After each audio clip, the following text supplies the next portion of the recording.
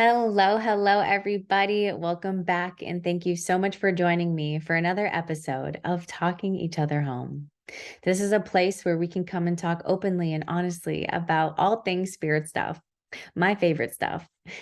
My intention and mission with this podcast is to interview people and get curious about their spiritual journeys, their lessons, their wisdom, their unique perspectives on life, so that it may empower and enlighten your journey and my journey as we walk and talk each other home. And so I am your host, Dani. Welcome back. And joining me today, I have Ariana.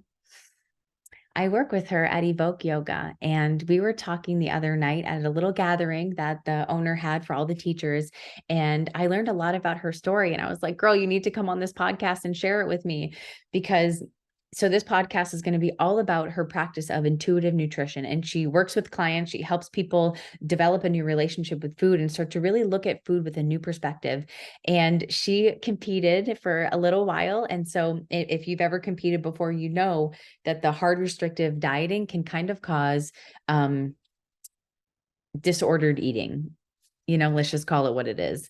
If you're not really, really conscious and really, really careful of it, because going to extremes with restrictions can kind of cause swings the other way. And then all of a sudden you're counting everything you're eating, and then you need to do this amount of exercise to, overwork this amount of food that you ate. And the relationship becomes really convoluted. And not just if you compete, I think a lot of people in America have a weird relationship with food. And so I was really inspired by Ariana's perspective on intuitive nutrition and how she chooses her food, the energy that she buys her food with, where she gets, for me, it was just like, oh my gosh, that's such a cool way to look at food. And even we talk about using food as the compass and saying, okay, what are you eating and when are you eating it? And then working backwards from there and say, okay, well, are you missing this, this, and this in your life? Are you feeling this, this, and this? And I was just like, man, this is such a cool way to look at food in our relationship. And for me, the first way to change something is to become aware of it. And food is a big indicator for so many things in our life. Like I said, what we're missing, maybe addictive tendencies, sadness, anger. Our food can tell a lot about our energy and what's going on with us. Yes, and we talk about how it's never the food. The food is sort of the symptom of something deeper that's going on. And we also talk about Pilates. So at Evoke, she teaches Pilates, and she talks about how this really changed her life and gave her life and her mojo back. And she lives in Hawaii. She's sort of nomadic right now, has been popping around to all these different places and just living, getting out there and living life and helping people along the way. And, but Pilates is a big staple for her, along with her practice of intuitive nutrition. Pilates is something that she speaks so highly and so beautifully about. And so I actually tried a Pilates class. I didn't get to her class in time before she left to California, but I did try a Pilates class, and you guys, it was pretty fun. I don't know why I was scared about it. I was scared to try it.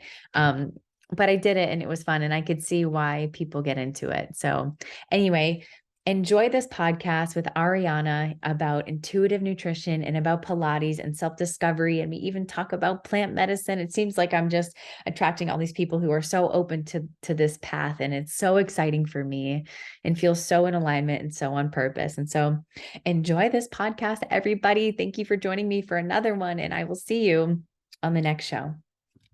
Namaste. Boom. Ariana, welcome to the show, Talking Each Other Home. Thank you, Dani, for having me. It's an honor to be here. Thank you. I'm so excited to have you with me today. So there's so much for us to talk about. And just to give everybody a little preview, I want to talk about your journey with nutrition and even bodybuilding. I mean, we connected over that at maybe I should back up for a second. You guys, I work with Ariana at the yoga studio here in Cape Cod, Evoke. Yoga and meditation. She teaches Pilates. I've heard such amazing things about your class, and I'm so bummed that you're leaving tomorrow because I didn't get to one. And so we started really talking at a holiday party the other day, And I found out that she used to compete. She's been on an amazing journey with intuitive nutrition, and she helps clients and her perspective on that among plant medicine, living nomadically, like kind of all the cool stuff that she's into, really piqued my interest. And I was like, girl, we need to like talk and record this stuff, because some of that information you have about nutrition, that perspective switch, I think is so powerful. So that's just like a little preview, but I guess let's just start with like who you are, what you do, and we'll get into the journey in a second, coming from, I guess point A to where you are now. So welcome. Hi. Hi. Yeah, it's so exciting to be here and to connect with you on such a beautiful way and being able to put ourselves together and give more to the world. Mhm. So it's so funny because I love food, but the reason why I'm here is really from trauma and trauma that I experience in my life. And through my journey, I understood where comfort connects with food. And the more I was on this healing journey, right, through so many different things, I felt like I was gravitating more towards the physical, tangible food itself. And for me, I really had to take a step back because I understood that I was overcompensating with the tangible food. So I was lacking experiences and love and happiness in my primary food expressions, habits, behaviors. And I found myself overcompensating where if I was neglected in a place of love, that I would eat sweets. And if I was experiencing suppressed rage or anger, I would find myself eating spicier foods or crunchy foods. So I use food as a tool to see inside of myself, inside of my life. I love that. And it's almost like the food is the compass. So it points you, it's like, what are you eating? How are Exactly. you eating? When are you eating? And then it's like, okay, now let's pick that apart. I thought that was really super interesting. That, you brought that up the other day. I was like, man, and so many people have issues with food. And I know we talked about even post bodybuilding, how Mhm. that kind of like, so what created the trauma with food in the first place? So that's it. So bodybuilding. So right when I got into it, I I never thought twice about the food that I put in my body ever. And part of me kind of wishes I could go back to that mental space. And I'm also honored that I went through all of this to be so conscious with every single expression and choice I make in my life, especially with food. But just the whole process of restricting yourself and connecting food with body image, and it's not necessarily adding in the food with body image, like you eat in abundance and then afterwards you feel full. It was more the restriction, right? So if I restrict myself, then this is how I can feel. So I got into that mentality, which, for the competition setting, I've always been very passionate about every single thing that I believe in, which I love and I'm proud of. And also I was so passionate to the point where I let that overpower me. And even after the fact, I did about 3.5 months of a really hardcore diet. I didn't have a single cheat day. What is cheating? I didn't have any day like that. I competed. I won two first place titles, and then overall in the competition I was fourth place. And for my first competition, first and only competition, I felt so good. Like I did something really hard for myself, and then the competition was over in an hour. So I'm like, okay, well, what now? The very next day I went on vacation, and I was in this mentality already, restriction. So you go on the plane and you're like, oh no, I'm all set. I don't need the cookies. And I felt so good saying that. Like I just didn't need it because I wasn't used to having it. And then the first day on vacation was like, "Oh, I don't need dessert, endless buffet of dessert." The Mhm. second day, it's like, "Oh, I can try it. Maybe that will feel good for my body." The third day was like, "Oh my gosh, this is so delicious," because I was in that restriction mindset. So now here's an endless buffet of sweets and all these foods that aren't good, aren't in the hindsight of things, aren't good for you. So that's where I started to sort of understand the negative impact that food itself, the tangible food, had on my body, but putting it in that container of restriction of I didn't want to restrict myself at all whatsoever. So now I completely flopped it to I can have whatever I want. And with that, it's a beautiful thing, but what is it that you want? I was gravitating more towards the foods that were off limits for me because I was put in this container, this mindset of you cannot have this. So now I have all these things, but when I have them, instantly it's regret, it's shame, it's remorse, it's all of that, and I didn't know where that was coming from because I was slim, I'm very active, I've been active my entire life, and and I didn't feel good. I would eat this food and then I would feel maybe a little bit more bloated, still as a very petite person, especially at that point in my life. These little actions would just, cause, destruction in my body.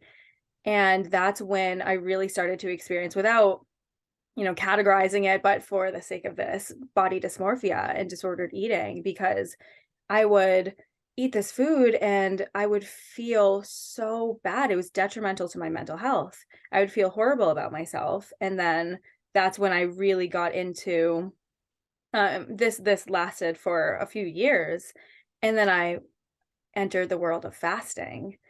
And through many different I guess many different doorways, but the most, yeah, it was a huge transition point in my life when I understood back in that restriction mindset and saying, okay, well, actually my body doesn't want any of that stuff, and I don't need it.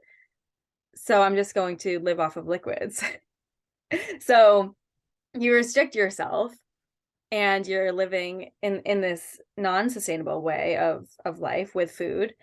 And then you overly eat, which is also not sustainable, or not even overly eat, but you feel like that in your mind because it's heavier. And then back into that restriction. And for me, right away, it was like, oh, I'm cleansing. I'm cleansing my body. So this is good.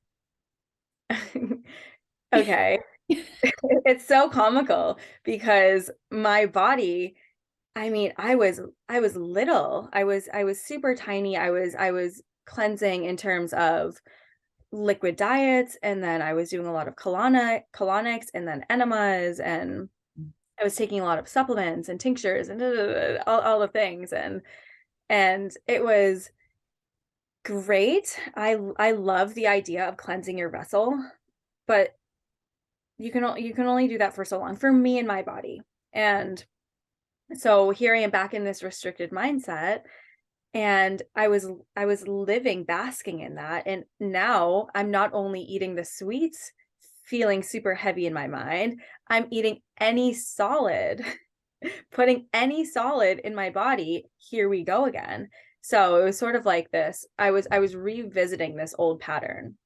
It's been a few years kind of in this like body dysmorphia, weird mental space with food. And then I found fasting. I'm like, oh, I'm fixed. And then I eat regular food again. I'm like, crap. Here we go. And right now where I am here in this current space is I'm actually on a reverse diet because my body for so long in the disordered eating and being on liquids, it screwed up my metabolism. So anytime I would eat more than probably 1,300 calories, my body would just retain, and I wouldn't understand why, because I'm like, well, I'm not eating, so my body should feel good. But my body has been asking for more for so long. And that's where, intuitive nutrition comes in. And intuitive nutrition is very much a intentional intuitive guide for intangible food. So why am I doing this? Why am I partaking in this activity of restriction? That doesn't feel good for me because I want to fill up, but I don't have to fill up on any one thing, right? It doesn't have to be the secondary food. It doesn't have to be the space in between. I can find a balance, and that's what I teach and practice and promote. And part of me circling back into the secondary food, the tangible food, is understanding how I can balance that into my primary food life. So that's where I am. Okay, thank you for that. I love it. And I feel like it's so relatable because so many people have tried cleansing and juice stuff and fast and doing all these different things. So thank you for making that so relatable, because I think all of us have tried it. I love fasting, but for more spiritual reasons, like if it's a full moon or I have a ceremony coming up, it's actually quite easy for me to not eat. That used to not be the case though. I remember with bodybuilding, I was like, nope, every 2 hours, like I was starving before 2.5 hours would even come around. And I'm like, I don't know how you people fast or whatever. It just wasn't even I would get up in the middle of the night and eat because I would be so hungry and also so restricted.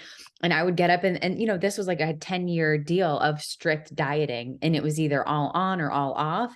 And now I've come to a place where everything is very even. But after I retired, I also went vegan. So for me, my relationship with food changed completely. And, it wasn't the same as it was, but I still had that sweet tooth because for 10 years, it was like a big no-no. Exactly. And I kind of went off on a tangent there, but I just wanted to say I relate to your story so much, especially with the restricted. And what I find is like when we get so restricted, when we go to the extreme of no, like you're in this box and this is what you can eat, everything else is a no. Then you swing to the other extreme where everything is a yes, but it's overabundance. And so you're doing the same thing, but the opposite extreme. And, I find that with bodybuilding so much because I was either on point, super dialed in, 2% body fat, or I was, very chunky in the off season. Like my clothes hurt, my skin hurt, everything was just inflamed. And I literally had to diet just so I could start losing weight and go the other way back down. And I call it like, it was almost like food immaturity. It was like I couldn't handle. I think now I would be a little different just because of the awareness and consciousness that I have around food. And like, but then, I mean, I was 25. I was like, had all this stuff going on. And the swings were just, I was so almost like unaware. Like I knew it, but I didn't have that observer view yet. Like, girl, look at you. Like, come on, you just get a hold. But that Oreos are so good. Like, what are you going to do? I know. So I wanted to make a distinction between primary food and secondary food. I've heard you mention that a couple times, so I just want to like open that box a little bit. Absolutely. I'd love to share more on that. So I am a certified holistic health coach. The practice I teach is called intuitive nutrition. In the Institute of Integrative Nutrition, I learned about primary and secondary food. So what primary food is, so they explain it in the coaching platform, but for me, I sort of taken that because it has impacted my life so much that I really make my practice about those two categories. So primary food is the intangible food. It's your expressions, your habits, your behaviors, your relationships, all parts of life that you fill yourself up on. Mm. Secondary food is the tangible food. I am going to cook this, put this in my body and digest it. So when you're experiencing a primary food void, so right, you're not receiving the love or the affection, or you feel like you're missing out in some area, then you overcompensate with secondary food. And this is what I've witnessed as a coach with my own self, my own journey, and then with my clients. Interesting. So for example, if you're missing a primary food, that might be love. So maybe at night you're missing being with a partner, or you're missing that like love and affection at nighttime, even if you have your partner, but maybe you guys aren't sitting together on the couch and there's no love time. Maybe you go for extra sweets at night to feel love. Absolutely. Yeah. Okay, that makes Yeah. sense. And and like I said, like I use food as the tool, the compass, the gateway into the rest of what you're experiencing in life and where you can really pinpoint those voids.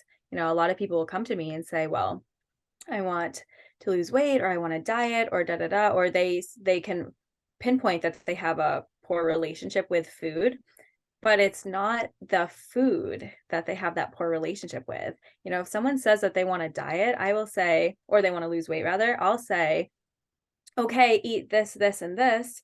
Here you go. And then they take it and they say, well, I can't do that. If it was that easy, then they would already do it. But it's not that easy because it's not the food. The food is never the problem. It's the space in between, the attachment to food. I love that. So good. And something you said Well, I'm thinking about food being the compass and the direction. And so for me, it kind of reminds me of addiction.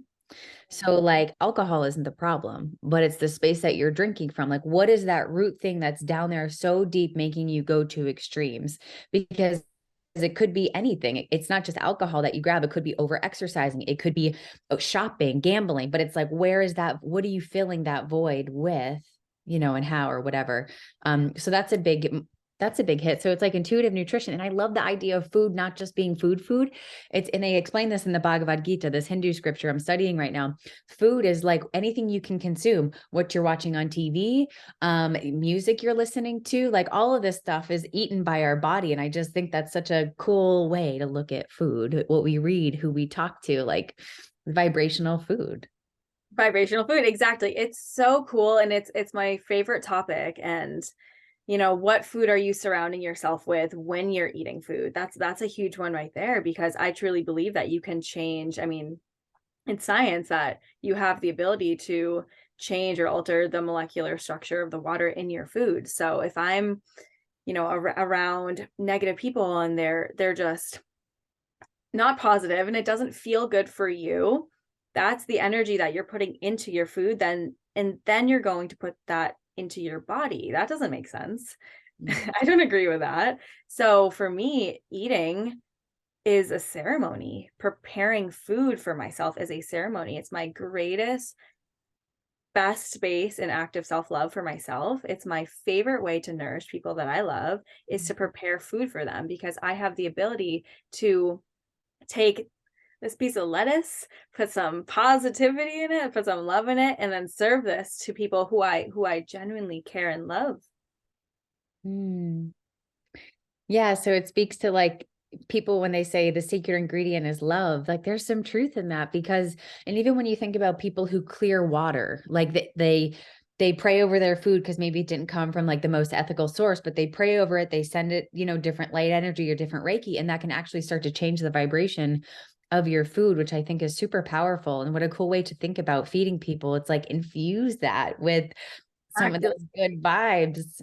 And something else we talked about at the party the other night was where you buy your food and how you buy your food and the energy that goes with that. So if you don't mind talking a little bit about that. Right. So where I live, I have the ability to go next door or go outside and pick, lemons off of the tree. And I can say, this is beautiful, this is abundant, it is safe, it is rich. Not everywhere in the world do you have that access. And I understand that. So when you go to, the store, what stands out to you? Do I want to go, like, let's just say lemons, for instance. I love organic. I love the idea of not putting chemicals in my food. But let's go past that. Are you going to go to a regular chain grocery store, or are you going to go to your small mom and pop's market and support them? Because if you know that this lemon is going to be picked off of a tree in Florida and I won't get it for weeks later, okay, that energy is the same. That is something that I cannot change. But what I can change is the energy of supporting a small business and filling up on your food that way. And I know that my purchase is contributing to your business, so that's this energy exchange for you, and that's now the energy that I'm putting into this food. So when you think about energy or your quality or things like that, I always think, okay, well, if let's take away the things that you cannot change. This is organic, this is from the same place that you go to Stop and Shop, they get the same locations, but where is the energy of money now going, and how much money are you putting into your food? So I think we talked about this one the other night too, which is really fascinating for me, is the energy that you're putting into the money that you're putting into the food.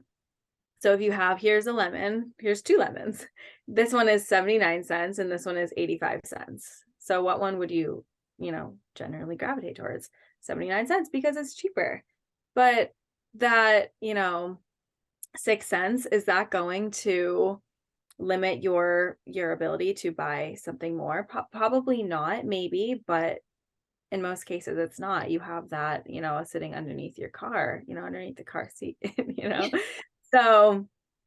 So when you think about restriction, you're living in the limited mindset, and also you're putting that energy into your food. So if you kind of take a step back from it and you say, okay, well, can I afford 6 cents more? The answer is yes. Okay, so I'm going to get that one because I know that I'm putting more money, I'm putting more energy into this food, which now I'm putting into my body. And it expands your mindset with food and with money, especially like a lot of my clients who I work with are focusing on wealth, finances, and relationships. So that is the first thing that I talk to them about is how much money are you spending on your food? Okay, let's bump that up. If you have a successful day or if you're feeling excited, instead of going to the, nail salon for example, go to the store and buy yourself some nutrients and spend some money on yourself. Just because after you eat it doesn't mean, it's not like a trophy. It's like, oh, I did something really good today, so I'm going to go buy myself, a pair of Gucci shoes. It's like, because I can show this off. You know what you can show off is your health when you're 90 years old. So that starts now. The Gucci shoes are going to, not be in style probably when you're 90 years old. Yeah. So I longevity, health, and the health and the wealth and the relationships, all of that you cannot see, on the front lines. It's all behind the scenes. It's inside of our body. It's inside of our minds. So that's when I talk about food and how much energy that you're putting into food and the quality, take away what you can't change and then change something within that. Mm. Yeah, interesting. Very long Yeah, answer. I love it. I remember when we were talking about like the abundance and scarcity. So like the lemon thing, if you're buying from a place of scarcity, like, oh my gosh, I'm running out of money, I need to cheap out on food or something like that. But then you're almost buying the food in a scarcity mindset and then eating and feeding that to your body. So it's just like scarcity breeding scarcity versus if you're like, I'm going to buy the better lemon, let's say, or apple or whatever. I'm going to go to the better market, or the little farmer's market, support this small business and pay 6 more cents for an apple. And then I'm going to feed that abundance and that good energy into my body versus kind of trying to take the cheap way out. I understand what you mean by that. I think it's a really cool way to think about buying your food in energy exchange. I mean, of course, like everything in moderation. So don't go super crazy, but it might be better to buy less apples at a really mom and pop store where where it's all happening versus 10 apples at, Stop and Shop where they've been passed down and pesticided and whatever happens in their process. It's just interesting to think about not just like what nutrients are you feeding your body, but what energy are you buying and then feeding into your body. Cool. It's so cool. And it takes away the thought of like calories and macros. It's like, how many calories are in this apple? It's like, energy, right? So we're still talking about energy with calories. But if you take that away and think about what are you eating and where does it come from, it almost takes away that big rain cloud of macros and calories and all the stuff that's in like the weight loss and nutrition industry. And even that would take care of like buying all the stuff in a box or buying all the shitty food that really doesn't make you feel good. I think even taking the energy approach to it versus the calorie approach, it heals the relationship. Yeah, talk about, because I know you went through a big thing with your relationship with food too. So I want to hear about that. Oh yeah, it's so funny. It's not the relationship with food, it's the relationship to the relationship with food. So you're even, it's like your deck of cards. It's like from the top looking down, you have one card. Okay, maybe step to the side. Cool, you have a deck, but are you actually spreading everything out and really like picking in between? We're humans, and with that, we have such great access to the space in our mind. So why aren't we using that to its, max capacity, fullest expression of that? So when it comes to the relationships with food, I'm not only thinking about, do I like cake? Yes. Cool. Am I gonna eat this? Yes. I'm thinking about, why am I having this right now? For instance, like cake on a birthday. Who said you have to have cake on a birthday? If you didn't have your cake on a birthday, how would you feel? Let's talk about that. Because if you don't have that, then you already know that your attachment is not to the food itself, it's to that feeling, whatever comes up, you Mm. know, lack of restriction, rejection, not feeling loved by your family, you know, all of that. So for me, it's not about having cake on a birthday. It's about having people who I love surround me, expressing themselves, using their voice, singing, Mm. and we get to enjoy this cake. Cool, like amazing. You know, but it doesn't have to be, it's not about that food. It's about the expression that you're able to bask within. Mm. That's cool. That's cool. I love that. Um, and It's like, fun. it's so fun. It's cool to like work through it. And I can even see stuff in my own self because I like sweets at night sometimes. I don't overdo it anymore, but I do sometimes. And I'm like, I wonder if I went and sat with my husband on the couch, if I would still have the same like pull towards the sweets at night. So I'm gonna like do a little experiment with myself and see where that's coming from. I love that, and I'd be so curious to know how you feel, and then giving yourself full permission when you do wanna have sweets. If you're able to, so it's for me in consciousness, it's about being fully conscious in my decisions. So even if I do am feeling a little sensitive or am feeling a little neglected in the area of love, can I give myself permission to have this piece of chocolate? If the answer is yes, then I will eat it, I will enjoy it, and I will say thank you to my body for receiving this, and afterwards, I won't experience that mental warfare, that fight with the food itself, because I was able to put that energy into the food that is going to make me feel better and give myself more love. But if it comes to a place of, like, you know, you go through a breakup and your friends show up with chocolate and popcorn and ice cream and, you know, and then after the fact, after you eat all that stuff, you're sad and now you feel crappy in your body. That's just adding negativity and bad energy. So if you can give yourself permission to overcompensate when needed, if you're consciously doing it, absolutely. As soon as it goes to the place of unconsciousness, then that's where we can really go down into that rabbit hole. Mm. Conscious food decision making. I think I like that intuitive nutrition piece too, because it's like listening to your intuition. Like, is this um coming from a place of hurt, like a void, or is this coming because I just want a piece of chocolate and it's okay to have a piece of chocolate? So whatever, I'm just going to allow myself to have that. So I guess thinking of like, does it come from a guilty space or a void, or is it like a happy space, or just like listening into your intuition and guiding your food choices from there. Um, Even versus like looking at a piece of paper.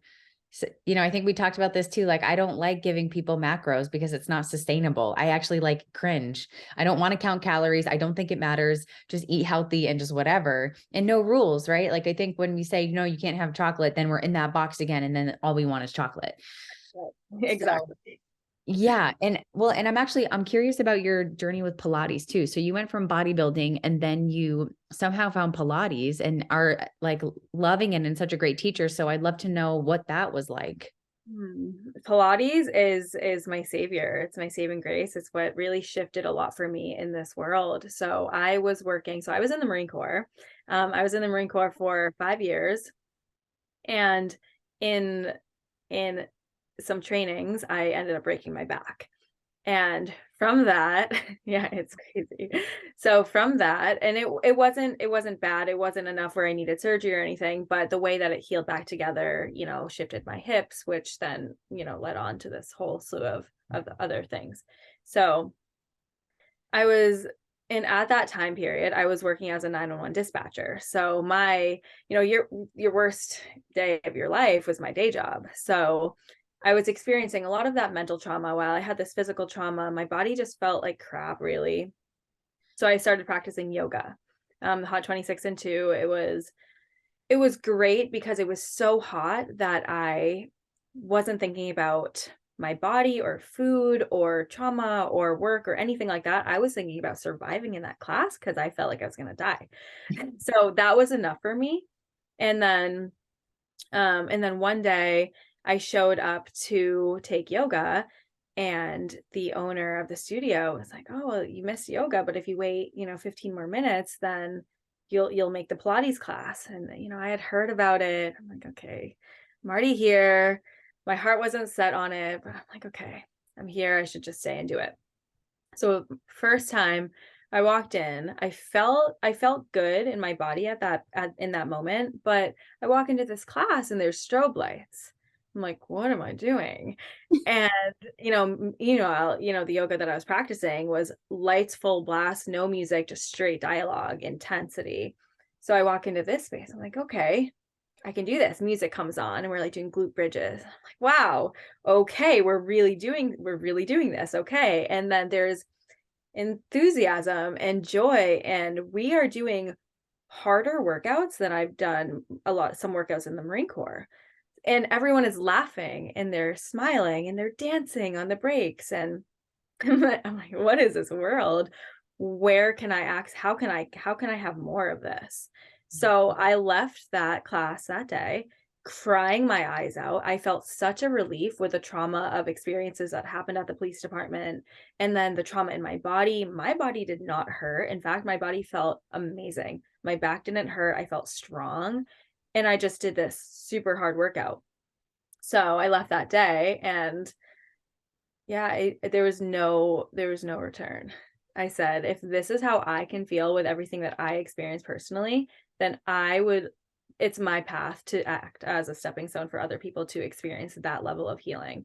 And I'm not saying that I am healed and all that stuff, but it was a huge step for me. We're always healing from something, no matter what, but it's moving forward in that forward motion. So if I could act as that stepping stone for other people to move in that forward direction, absolutely.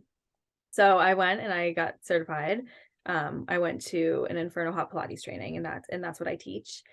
And then after that, the owner, who's a friend of mine, she asked me if I wanted to complete the yoga training, because that's what brought me into the space of Pilates. That's how I found it. So I said yes. And then a little bit after that, I quit my job as a full-time 911 dispatcher to teach Pilates and yoga full-time. And then soon, or maybe a year after that, actually, of teaching full time, my body, my mind, my intuition just said more. What more can you do? Because there's more for you. So I think it was through social media or certain people that I followed on there. They planted the seed of the Institute of Integrative Nutrition, and like, okay. And then I looked around at other health coaching platforms and schools and stuff. But that one really stuck with me. So I had a call with them, and then I signed up for a 6-month program. It was an accelerated one, and I got certified as a health coach, and I was talking a lot about nutrition and food, and I didn't really understand where I was going with coaching. I had my first practice client. It was my friend's mom, and she's like, I want to be your first client. So we did that thing, and it was fun, but there was more that I needed to uncover about myself, and just always bringing it back to moving your physical body. Because for me, and what I practice and preach, is it's very difficult to get in here if you're not in here first. So to be embodied means to be in a body and to move your body, to attach yourself to it, and then once you're able to feel the physical sensations that come, with discomfort and all of that, of just being a human in a vessel, then you can go deeper. A lot of people go into the mind first without getting into their bodies, but now working backwards, did you move today? Did you shake your body today? Did you make sound so that you could even hear yourself? Us as humans, we're meant to do way more than walk, sit, stand, and run. When was the last time you screamed? When was the last time you shook your body, or just did anything that wasn't, in societal, viewpoint of normal? So that's what I promote and preach, and it's such an honor to lead classes, because for me, Pilates is, it's a embodied spiritual movement practice. And I put Pilates on it because if I just led a class that was spiritual movement practice, a lot of people would say, I'm not sure what that is, and it might draw people away. So I like to do these certain things and attach an idea that most people are aware of. And then once they're in there, then they say, oh, actually, it's way more than a workout. And same thing with coaching. It's not, me saying like, yeah, let's go, you can do it. It's about, what are you really feeling? Are you being honest to yourself, honest with yourself? So Mm. just being able to hold space in all these different ways is so cool. I love that. What a fun journey. Oh my gosh. And it's just getting started. How long ago did you get certified? I got certified in 2020. Okay, so a couple I, years. yeah. I started teaching Pilates in 2018, yoga, I believe late 2018 or 2019, and then 2020 was health coach. I moved to Kauai in March of 2021, and then so I'm coming up on that anniversary, which is really special. And just like how I felt back then of there's more, what more can I do? I still feel that because I feel that this is medicine, connecting people with themselves, their own intuition. And it's not me showing up and giving you the answer. Because if I gave you the answer, it's not your answer. I'm here to give you the tools to ask yourself your questions Mm. so that you can understand and navigate how you can get to your answer for yourself. Love that. And that's a good coach right there is, having them answer and come up with the answer themselves. And it hits different versus somebody saying, this is how you need to eat. This is when you need to eat. Them figuring it out. It hits different and deeper. And something you said about getting into the mind through the body, I think that's really important because if you think about the layers of our body and like the densities, so like the body is the most dense thing that we have. That's the densest energy field, if you think about it like that. So it's like that's kind of your way in. And then from there, you go into the mind, which is a little more subtle of an energy field. And then from there, you go into your spiritual or energetic field, which is the most subtle. And I feel like if you go from the body, mind, then into the spirit, like enter it that way, then you're grounded in all of your evolution and all of your ascension that you figure out versus, let's say, going right to the spiritual world. Then sometimes you forget that you're human. You forget that like you, because I played with both sides. I was very, very human, very physical. And then I was like, nope, I don't need to do anything with this body. It's not me. It's not who I am. And then went very spiritual. And now I'm coming back in the middle. I'm like, oh no, we need both. Like, this is my vessel for my soul. If my soul's the most important thing, then I need to keep this vessel clear and working really well for it. So I've also had an interesting journey through the different layers of us. And the mind was always sort of that, almost like the guardian. I think of it sometimes as like, because it's like the doubt, it's the fear, it can kind of block you from getting into, it's the belief or not, like getting into that more spiritual realm. So yeah, that's just an interesting way to think about it, is like body up. That's so beautiful, Dani, and it's so important. It's funny and also establishing a balance with that because yes, we are humans, we're in this body, and we also have a very vast capacity in our mind space.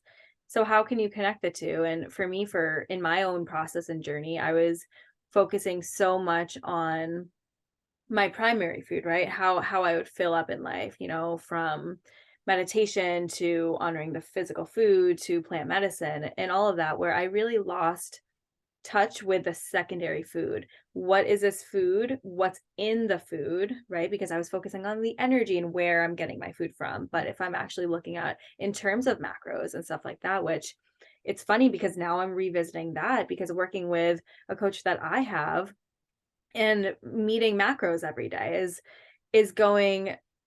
At first I was looking at it like it was going against my belief system, everything that I grew to be true about intuitive nutrition, and now here I am logging what I put in my body.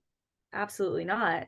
But now for me, I'm able to be so consciously aware of what I put in my body, how I put it in my body. I can attach my intuition to it. I can say, does this feel good? I have, with macros, you have room to play with, right? So it doesn't have to be chicken and broccoli and brown rice 3 times a day or whatever. It can be whatever I want, but within these more so guides for me is what I'm using them for, so that I can be one, more aware of the food that I'm putting in my body, and two, healing my body and my metabolism, because when it comes to metabolism, that's really tricky, and it's challenging to understand metabolism from an intuitive place. So for me, being able to outsource and say, actually, I need some help, and I know what's right for my body, and I know that this is right for my body. So intuitively feeling, let's bring some science into it. Let's count this. Let's ask for help. So that's what I'm doing now. Yeah, it's all about awareness. It's like these different tools that'll help you come to an awareness where, then it reminds me of like meditation. We might get away from one certain style of meditation and then come back to it, but really it's all leading towards the same space, which is awareness and raising your vibration and doing and becoming more present. So the food feels the same way to me. It's like, well, if you're getting coached it's just leading you to awareness so that you can coach yourself and others better. There's no problem in like education. And yeah, so I think that's great. Where does your plant medicine journey fit in all of this? Did this happen when you moved to Hawaii, or was it before that? So my plant medicine journey started when I moved to Hawaii. There is a pretty large plant medicine community there, and that's where I met a lot of people. And I trust that, someone will be having a conversation around you, and you'll be able to pinpoint certain things, and why did I hear that? What's the reason for that? And really understanding the from the outside looking in, what is actually happening here. So that's sort of how plant medicine came into my life, of through conversation, through a partner that I was with, and his experience with plant medicine. So I'm just listening. I'm not necessarily letting it influence me, but I'm making my own decision based off of the seeds that have been planted around me. So then I'm pretty sure I was approached at that point, with my medicine mentor, who I've had for about a year and a half now, who has always been there to answer any questions, hold space for me, with any sort of downloads that I receive. Then I can, they can listen to me while I navigate that. It has been really helpful. But yeah, that with nutrition, it's funny because plant medicine brought way more awareness to life itself. And that helped me understand more of my own drive, my intuition. And it really validated what it is that I'm doing here, which is this. In the very first ceremony, the medicine, the spirit of the medicine told me that I'm doing everything I need to be doing. Here's why you're doing it. So I didn't have these wild epiphanies that my entire life is upside down and I need to be doing something else. It said, this is what you're doing. This is your soul's work. So let me show you why. And that has really allowed me to understand more of myself, understand more of the energy within food, within us, and with the intangible food around us. And I use that now, deepening my own awareness with my practices, so that I can reflect that back to other people. Pretty cool. And it's interesting that you drink the medicine too. So it's sort of like the most conscious food Right. you can eat. So it's like you're eating it and then it's like telling you all this different stuff about where you are. And it's really cool that you found a community that can hold that space for you and even increase your journey of awareness. And I think that's what coaches are here to do, whether they're like personal trainers or yoga teachers or whatever. It's like we're here to increase awareness. So I mean, I believe in plant medicine so much. And like, so what's your journey with it been like? Like, what's some of your biggest ahas or big no-nos? Like I've been in trouble with mushrooms before. Like they were pissed at me a couple times. But like, so what, do you have any like stories or anecdotes or anything like that you've learned along your journey?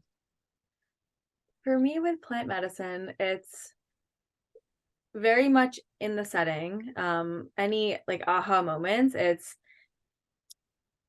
you don't need so much to connect with you. use these as a tool to connect with yourself, and start small and see where that leads you. A lot of us in the idea of, you tell someone, like, let's say they, with psychedelics, oh, how much did you take? Why does it have to do with how much? The aha moment is that you don't need that much. Here's a tool. It's not something that should consume you, because you are you. You want to be consumed with yourself. So let me outsource to feel more of that for myself. That's awesome. The best food, right, is consuming yourself. That's what it is, consuming yourself in love. In love. Yes. So I love, those are beautiful messages, and you don't need that much. Like, I think people go and they look for like the big jungle like experience where they're blasted into next week and they're just looking for everything to be hard and hot and intense and scary. But sometimes the most powerful journeys are when you take a little bit. And this is what I'm learning with mushrooms right now, is it doesn't even matter the dose. It matters where you are in your awareness, and it matters what's going on around you. It's like the mushrooms and the ayahuasca know way more than we do. So we think it's about the dose. It's so not. It's not. It's about what needs to happen right then for you, you Yeah. know? And yeah, very much situational. And then if you really want to get into the science of nutrition, when you take, certain, especially psychedelics, if you're eating specific foods with that can enhance your like trip, if you will. So there's that whole aspect that you can really like create this big concoction of a nutritional trip, you know. Definitely. For me, I've been experimenting lately with fasting before them. Just so I'm completely empty and the only thing that's in my body is the psychedelic.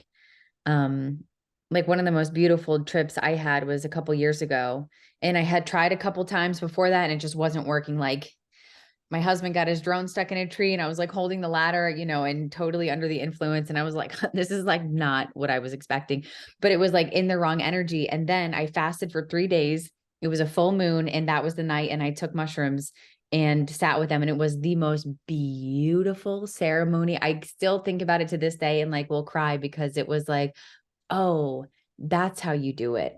That's how you sacrifice, not necessarily just fasting, but like where my energy was, it was just like all planned. And it was the whole week was a ceremony. It wasn't just for that moment. It was everything surrounding it, was just so beautiful. So I'm really happy that you said that, like the ceremony. And I love that you just said that the whole week is a ceremony, because I mean every part of our life is a ceremony, when people, especially when it comes to like moon time or periods, that's a ceremony with yourself. You're letting go of stuff. So, around moon time, full moon, and then it's not only about, from the time that you put mushrooms in your body, okay, let's have fun. It's more about what are you receiving? What is your information? And how are you going to apply this to your life? The mushrooms are the knowledge. So, but you can have all this knowledge, or you can apply it. You can use it. So that's really the integration process of medicine is so, so, so important. And that's a ceremony and a dance with life itself, dance with the medicine itself. How are you going to implement this? I love that. A dance with the medicine. And I think even just what I'm tuning into right now is I don't even like the word trip anymore. I don't even like the word, like when I say I took mushrooms, like even that sounds really off to me now, because it's like, it's medicine, it's a ceremony. It's like my verbiage around it has changed so much over the last, I don't know, 5 years. And now even I was writing in my journal the other day, because I had a little ceremony and I crossed out the word trip. I was just like, I hate that word right now, because it's even journey feels better to me. Ceremony feels the best.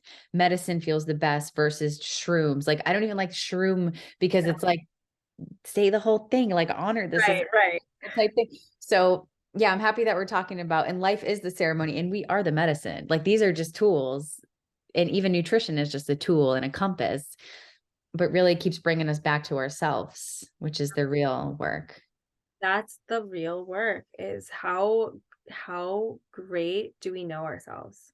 Mm. How can we connect with ourselves? Sometimes when we have a hard time, we outsource, and that's okay. Sometimes when we're experiencing a primary food void. It's okay to overcompensate with secondary food. It's all okay, because all we're doing is just doing our best and doing our best to show ourselves more love, as much love as we can, so that we can reflect that back into other people. Mm. So good. That's what I've learned on the spiritual journey is like, spirituality isn't something that's outside of you. Yes, we have all these things that we can explore, but it's real self-discovery and self-realization. It's like self is what has kept all these different things that I study, all these different mentors that I have, they keep pointing back to me, even though I want it to be out there in them. I want it to be in India, but it's like, it's all about the self. And even plant medicine, it's about you. It's not about the jungle. It's not about where you go. It's about you. So I love that. And so I have two questions left. The first one is, if you were to give your younger self or somebody new on the spiritual path any little piece of advice, like what do you know now that you wish you knew then, or something along those lines, a piece of advice to pass down? We already know, and it's already here. So, as a coach, my clients are, I'm not waiting for them to be born. This is something that my business coach, who then was a client of mine after I worked with her, this is something that she shared with me, and it was the best advice that I've ever received, was that I'm not waiting for my clients to be born. They're all here. What can I do to draw their attention? How can I carry myself that is interesting so that I can attract more people? So they're already here, but we already know the answer. And sometimes we're stuck in this fog that's disconnecting us from our true reflections. So what can we use as a tool to wipe away the fog so that we can truly see ourselves? It's already here. We are standing in front of the mirror, but we're separated because of the fog. So identify what the fog is and use your tools so that you can truly see yourself. So good. So good. And I'm so glad you said mirror too, because it reminded me of Polishing the Mirror by Ram Dass. So, and the beginning of the Four Agreements book, where they talk about the smoky mirror. Absolutely. That's what it just reminded me of, is like, this is a mirror, and would you say we already know and it's already here? We already know, and it's already here. Love that. And it's perfect for everything that you've been studying, and just so good. And my last question is, so the podcast is called Talking Each Other Home. And when I say home, when I say talking each other home, like, what is home? What is that? What is that to you? Home is love. Home is talking each other home. How can I communicate with you that makes me feel like I'm truly in a space of love with myself, that I'm truly feeling safe in my authentic expression? Love that. That's actually an answer ayahuasca gave me too, was love. Home is love. And that was the biggest thing for me, was that I used to say, oh, it's probably nobody's asked me before, but before I had an answer ready just in case somebody would ask me, because I was asking everybody. And I would say self, spirit, like, and that still feels true to me. But I think love is home base for us. And so, like, where can people find you or work with you? Like, and I'll put the links in the show notes too, and in the description, but I guess just tell people kind of where you're at. Yeah, so I am on social media. I'm on Instagram. I'm playing around with TikTok, which is hilarious and fun and intimidating, but I'm there. I'm growing. We're doing it. Social media, on Instagram, I'm Ariana R Wellness. On TikTok, my name is Ariana Wellness, but also most importantly is my website. It's arianawellness.com. I offer complimentary consultations. They're about 15 minutes. They're free. We show up, we talk about how I can serve you if this is the best fit. And also there's more information about my practice itself and my journey right on my website. And when that is also connected to my email. Perfect. Okay. Well, then we'll definitely, I'll get all those links from you there, and put it in the show notes. So thank you, Ariana. Thank you for so much, Dani. this was so fun. Thank you. And I'm excited because I think a lot of people listen who come from the fitness industry and who struggle with food. I think the whole world struggles with food. So I think this is going to really help a lot of people. So thank you. is my whole goal in life, is to just be here to provide my service. And as I change and grow, I can help other people do the same exact thing. So good. All Thank right. you so Well, much, Dani. thank you. And have safe travels tomorrow to California. We didn't even get to that, but maybe next time we'll do another show. Have safe travels tomorrow. I'm sending you all the love and presence and just excitement for your journey. And I can't wait to see you when you come back to the Cape. I'm so excited. Thank you so much. And I'll talk to you soon. Hey, and everybody out there, thank you so much for watching and listening and joining us for another episode of Talking Each Other Home. And I will see you on the next one. Peace.